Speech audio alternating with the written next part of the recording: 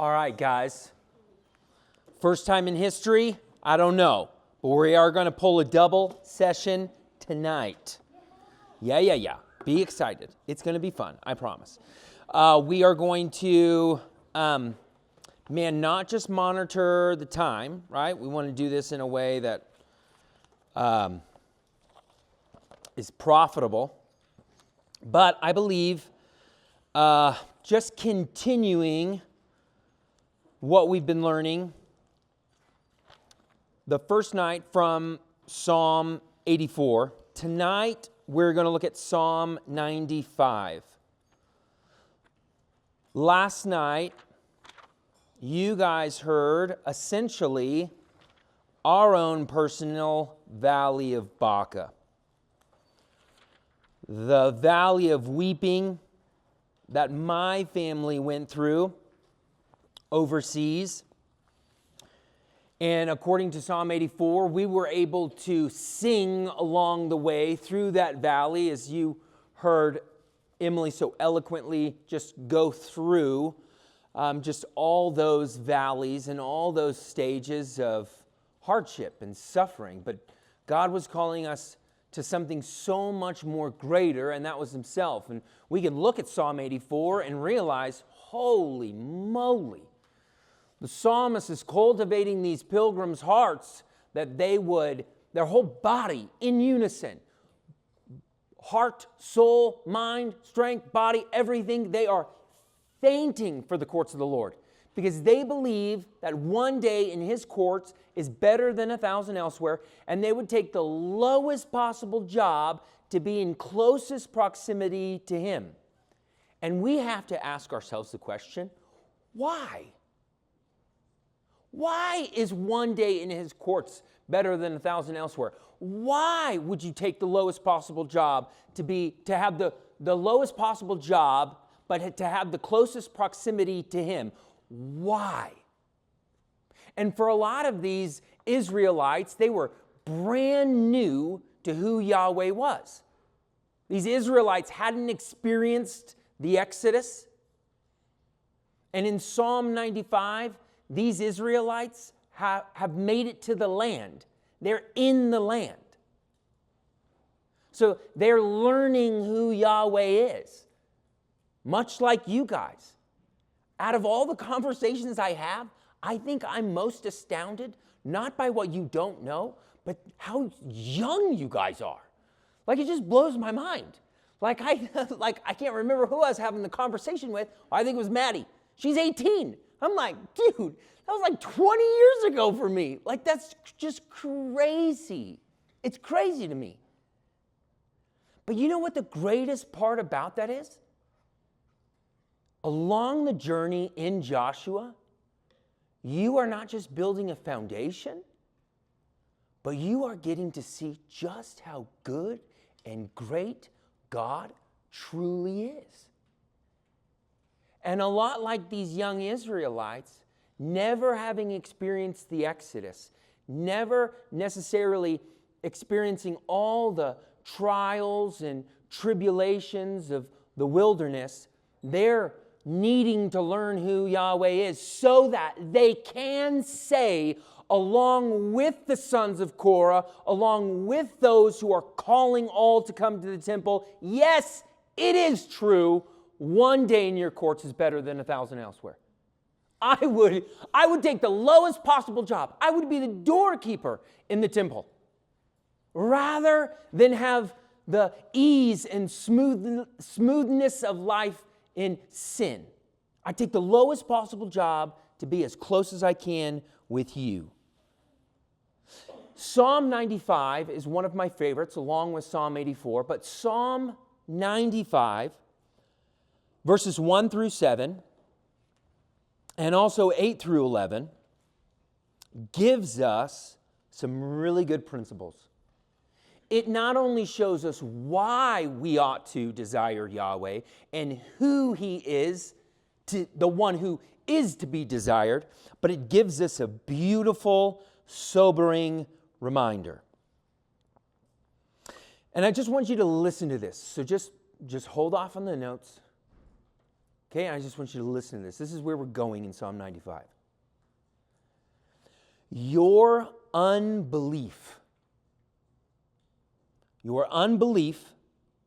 will keep you from singing unto Him and believing in Him. And your unbelief will keep you from His rest, both present and eternal. Therefore, we sing because we know that He sovereignly rules over all things, and we sing because we know He sovereignly cares for our very own souls. The question is, what will cause you to stop singing and believing? And that's where the warning comes. Verses 8 through 11. We're going to learn from Israel's failure, and we ought to heed this warning ourselves.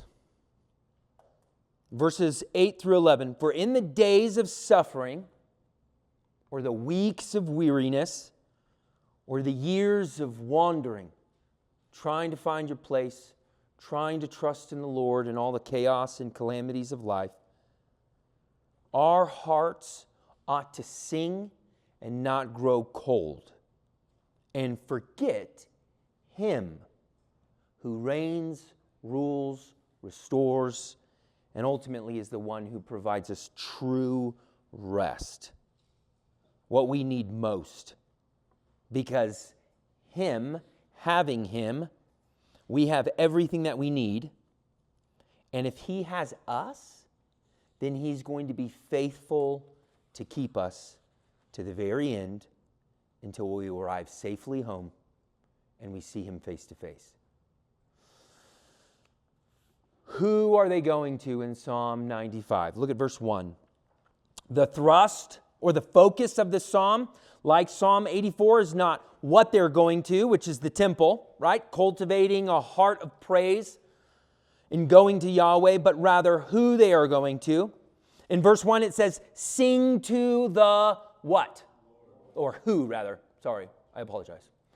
Sing to who? Yes, thank you. Sing to Yahweh. Get it, my brother. Sing to Yahweh. That is not necessarily meaning the visible one.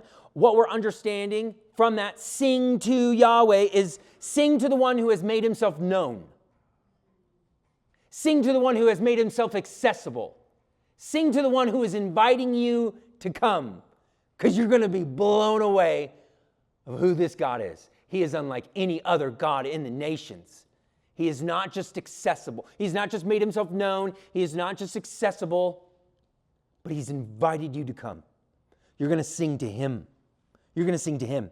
We're going to sing to Yahweh, our sweet safety, and our safety being in His all-sufficient salvation. Make a joyful noise to the who? Rock of our salvation. He is Yahweh, our sweet safety and all-sufficient salvation. He is the rock. He is the refuge, the shelter, the ultimate safety for His people. He is the rock. But friends, this rock does not house bitterness or suffering or the craziness of the wilderness or the chaos within the wilderness. No way. This rock, according to Psalm 81, contains honey. Isn't that an interesting picture? This rock contains honey, according to Psalm 81. He is sweet safety. Sweet safety. And what's the sweetness of this safety? If you are with Him, then you are in Him. And if you are in Him, He has you. He is the rock who has you. And He is the rock that only knows victory. Think about that. He knows no defeat. No one can stop Him. No one can thwart His plan. He is the rock, and He is immovable. There is salvation in his wings. He is not just a rock that can be kicked around. He is not just a shelter that will be washed away by the water or swept away by the winds. He is not just a refuge that can be broken into. When you are with him, you are sweetly safe from all of your adversaries. But in the safety of your salvation, victory over your enemies should only be the norm. The enemy should not defeat you. They shall have no hold in your life. Why? Because you know where you sit, and you sit in the rock, and the rock will keep you, and that safety is sweet in spite of anything that's happening outside of you, around you, or even to you. It is sweet to be with him. He is the rock who held them safe all those years, sweetly led them out of Egypt, and safely allowed them to walk on dry land. He gave them victory, not just over their oppressors, but he gave them salvation out of their oppression. No longer were they slaves. No longer would they be chased. And do you know what they did in Exodus 15? When they crossed the Red Sea and they looked back and they saw the greatest superpower destroyed in a moment. What did they do in Exodus 15? Does anybody remember? They sang a song. They sang a song. Why do we stop singing? We experience the goodness of God and what he does in our lives, but something happens and we stop singing.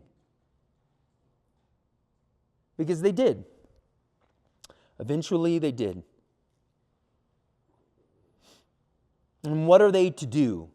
Right? Who are they going to? They're going to Yahweh. And what are they to do? We see the progression of the psalm. They're to come to the temple, move in closer, and get as close as they can to sing with their mouths and bow with their bodies to the one who deserves all praise, all joyful noises, all shouting, and all thanksgiving. They would be invited to the temple. They would come to the temple. They would move as close as they could. And by the moment that they knew where they needed to stand, they would be bowing on the ground because they are in worship to this one true God. Why are they summoned to come and sing? Simply because Yahweh is too great not to sing to. He is too great for us to sing to someone or something else. Therefore, the writers are summoning the people to come and praise his name. Verse 3, for the Lord is a great God and a great King above all gods. They are summoned to come and sing unto Yahweh because he is the sovereign King who compares to no one. In the pantheon of gods the nations served, none of them could ever come close to who Yahweh was. Psalm 96 says, for great is the Lord and greatly to be praised. He is to be feared above all gods. For all the gods of the people are worthless idols. But the Lord made the heavens. There is no one like him. Listen to this, if he cannot compare to anyone or anything, then how could we, our praise, ascribe to him the worth that he is due? Okay? Let me say that one more time, but just think about that.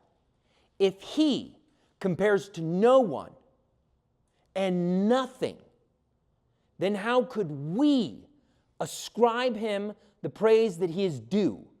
Do you know the answer? We can't. We can't. And that's the most beautiful part about it. Because those angels, holy, holy, holy. Holy, holy, holy holy, holy, holy. And they're saying it over and over and over and over, and they haven't stopped. And do you know what they would tell you? If you just got a little tiny minute, if you were able to just kind of get their attention and say, hey, why are you doing this? They would look at you dumbfounded. There is no place we would rather be, and there is nothing we would rather do for all of eternity than to put ourselves at the closest proximity of this God and to just say, holy, holy, holy. You know why? Because He's Yahweh. And He is a God who compares to no one. Oh, dude, I mean, come on. Incomparable to anyone or anything, and yet we pursue empty gods and we settle for meaningless pleasures. Why? They are not summoned to just come and sing to Yahweh because He is a sovereign King who compares to no one. But according to verse 4, holy moly. According to verse 4, they are summoned to come and sing unto Yahweh because He is the sovereign King who has created all things. In the pantheon of the gods of the people of Israel they worshipped, there is only one who is preeminent. For by Him, through Him, and for Him, and by His word, all things were created and are sustained. Verse 4, in His hand, I'm going to say that again, in His hand are the depths of the earth, and the heights of the mountain are His also. His hand.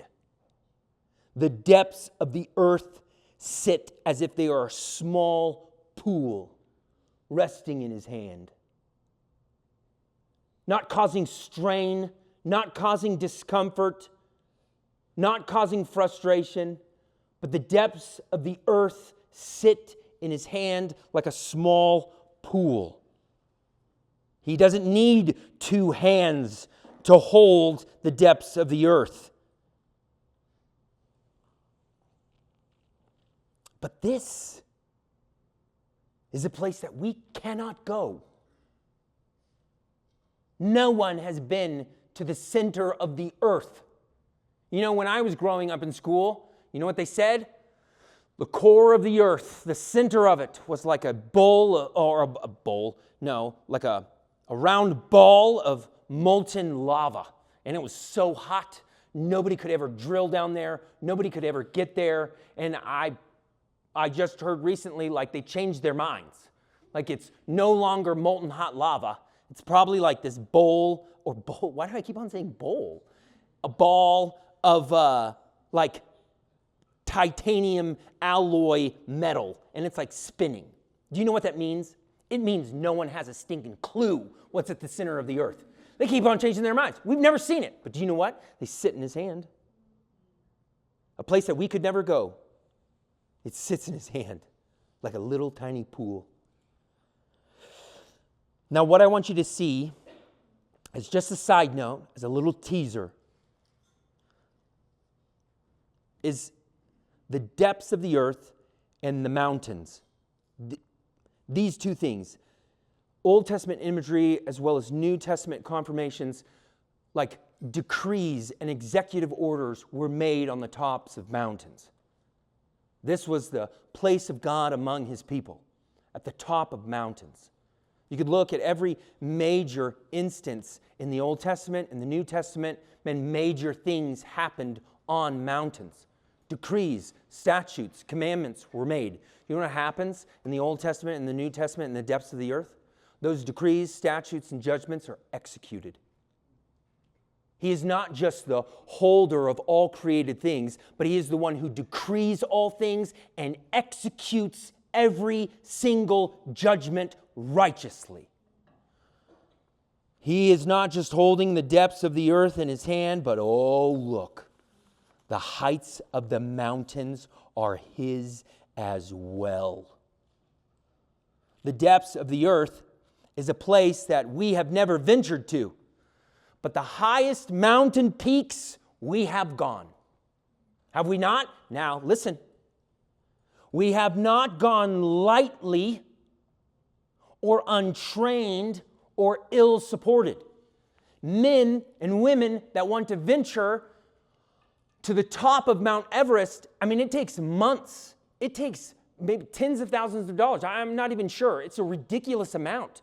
The amount of information that you need to know, the right clothes, the right gear, the guides. You can't even go at your own pace. You have to go at the pace that's allotted to you, because if you went too fast, you would be too exhausted.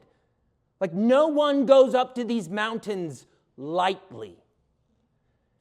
Do you know what's at the top of these mountains, though? Dead men and women that tried to get there.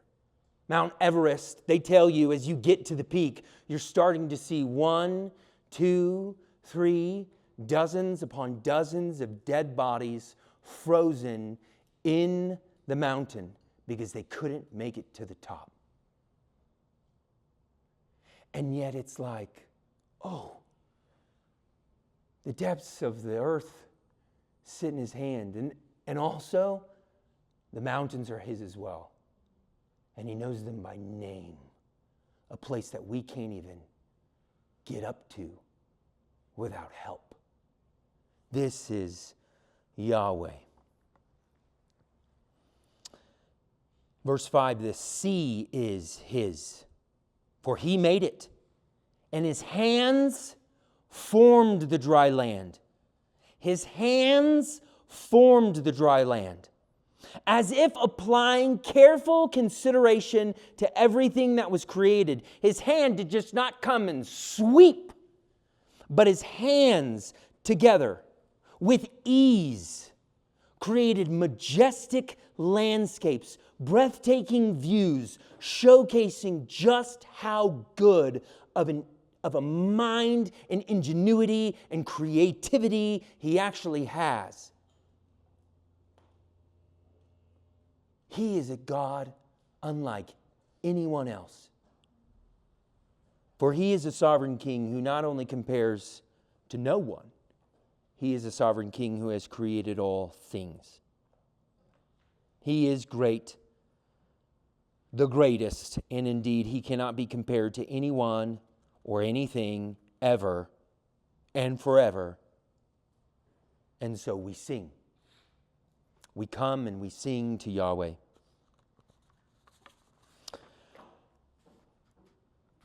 They were not only summoned to come, sing, and bow before Yahweh, but they were summoned to come and sing and bow before Yahweh, not only because he was a sovereign king who compared to no one, and he was a sovereign king who created all things, but he is a sovereign king who actually keeps his covenant. Look at verse 6 and 7. Oh, come, let us worship and bow down. Let us kneel before the Lord, our Maker. They recognize this is Yahweh we're going to, and he is our what? Maker. Rightfully, we are his. Verse 7. For he is our God, and we are his people, of his pasture, and the sheep of his hand. He is the God who has made himself known and accessible and has invited us into a relationship. And in this relationship, he is our God, for he is our Maker, and we are his by covenant. And he keeps us. Verse 7, we are the people of his pasture. We are the sheep in his hand. For this sovereign king not only keeps his covenants and his promises to keep his people, but he is a sovereign king who cares for your very own soul. He cares for you. And so the psalm writer is saying, hey, come. Come because no one's like him. Come and sing because he's created all things. Come and sing and bow down because He's going to keep His covenants. He's going to be faithful to you. He's promised to be faithful to you. Come, sing and bow down because He cares for you. He knows you by name. He has the hairs on your head numbered. He knows your likes and dislikes. He knows your proclivities. He knows all the calamities. And He's there caring for all of your needs. Come and sing. You will not just eat from His pasture. You're not looking for other places to feed. You're not looking for other places to rest. You know that He is the food that you need and the place you need to lay your head. And you are His sheep, so He's going to keep you. And He will keep you to the very end, no matter what happens.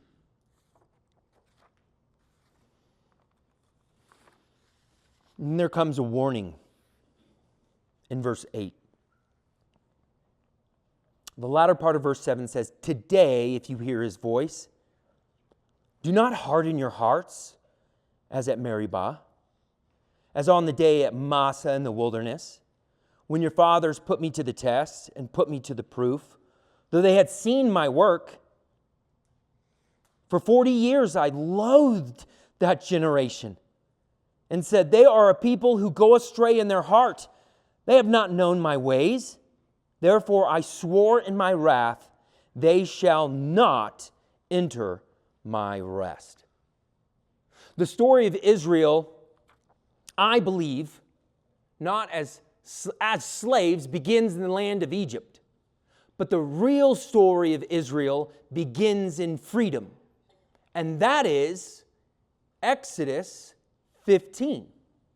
When they begin to sing to the Lord who has rescued them, and there their hearts are set ablaze, because where are they headed to? They're headed to the promised land. And they know exactly where they're going. And where they're going is everything that they've ever wanted.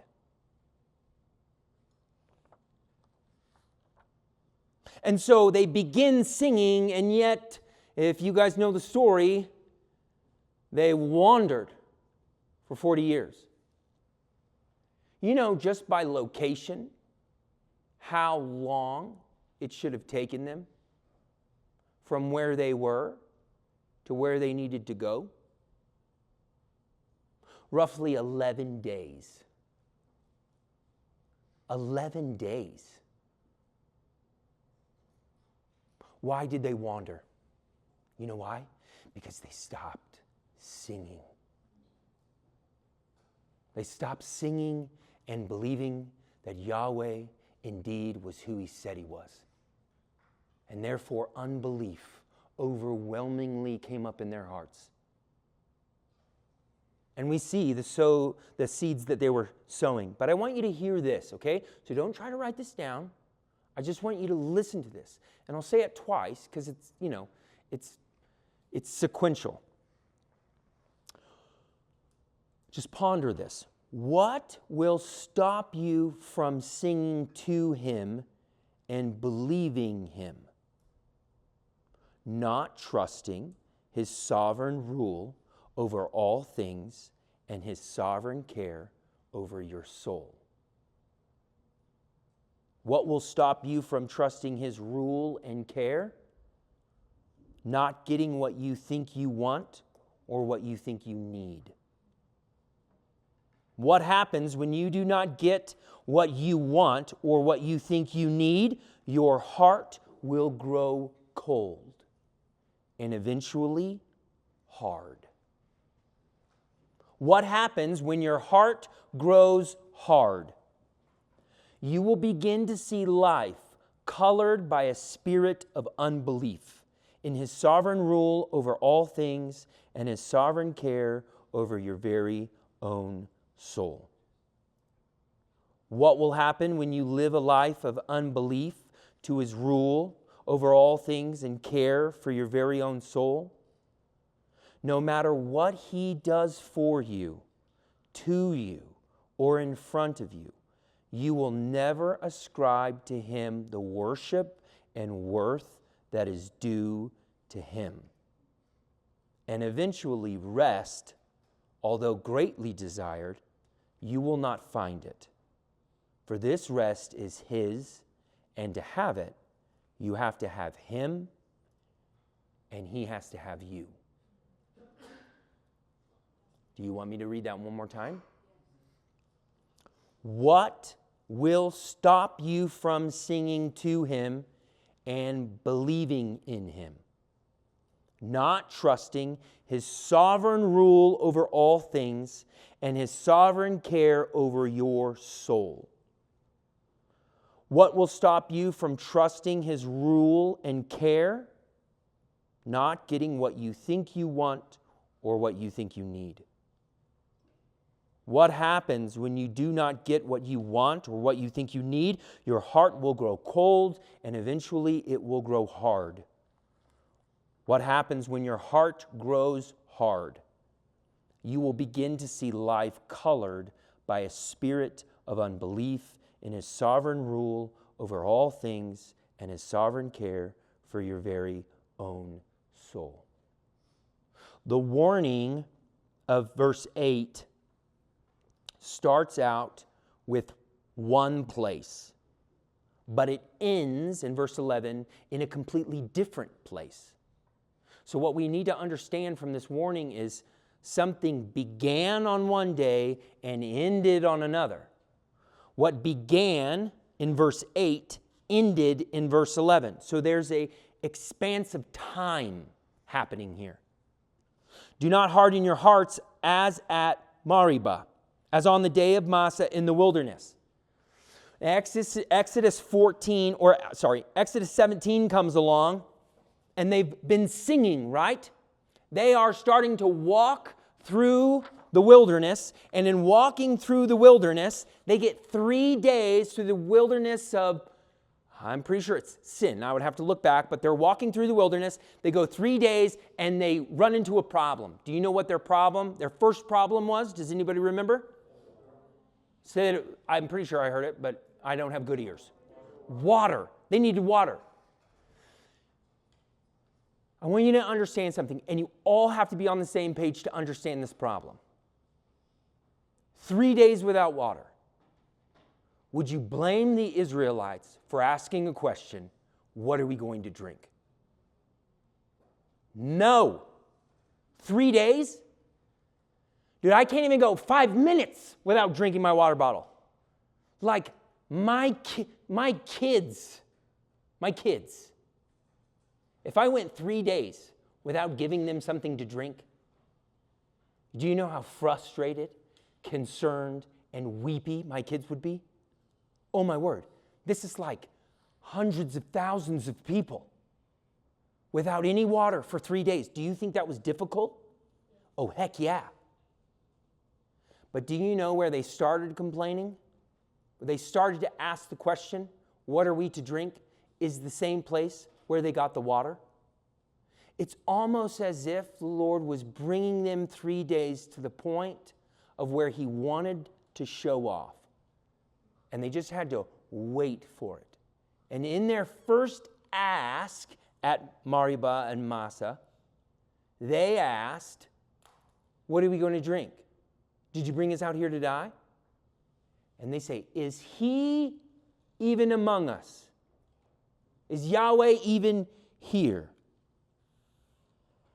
This questioning eventually turned into full-blown unbelief. Because as they were sowing these seeds, they finally made it to Numbers chapter 14. And in Numbers chapter 14, spies go out to spy on the land. And when the spies come back, they give a bad report. Except 2 spies are like, no, we can go in and take the land. But the other spies are like, no, we can't go in and take the land because it's full of giants and everybody's going to be able to stop us and there's no way we can do it. What they sowed in their hearts, that in Exodus 17 was a flicker of distrust, is Yahweh even among us? It turned into a raging fire of unbelief. And we ought to heed the story of the wilderness because they were blind to the source of not just their protection, not just their privilege, but also their prosperity. They could have went into the land. Why? Because they were mighty? Because their outstretched arm would have gotten the land? No, because Yahweh was with them. For it would not be by their might or their hands. It wouldn't be by the power of their arm, but it would ultimately be because of the Lord. A wanting spirit that they had gradually turned into a heart that was fortified and saturated in unbelief. Do you know what this means? The seeds that they sowed in their heart was, is he even among us? Does he even care? I'm not getting what I want. We're not getting what we need. Does he even care? Is he even among us? Now we're at the land, the thing that he has promised, and now they're standing saying, he won't. Because he can't. That is unbelief.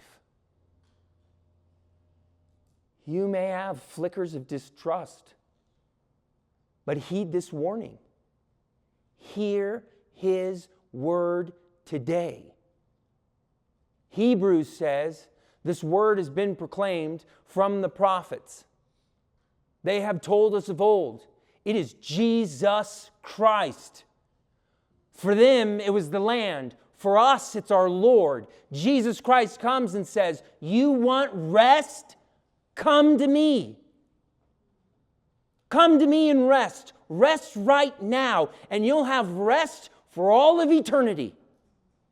And when you come and rest, when you come and enter my rest, I'm not going to lay a burden on you. My yoke and my burden is light. Come and rest. Enter the promise, not of land, but of me being your Lord. And I will be with you, and I will bring you safely home. Psalm 95 is a sweet reminder of what the Israelites went through. But Psalm 95 points us to an even greater picture. John chapter 6. John chapter 6 will stand for all of time because Jesus Christ will show himself as the great provider. For in the wilderness, the Father provided. But for us in our life, Jesus is going to provide. It's not land, it's the Lord. He's going to protect. He's going to give us our privilege, our provision, and ultimately a prosperous future. We are going to take a slight break. Okay? So you can turn to John chapter 6. And then if anybody needs to get up, use the bathroom, stretch a little bit. I know it's getting hot. Maybe you run outside, take off your jacket only men. And loosen up a little bit, and then we'll get into John chapter 6.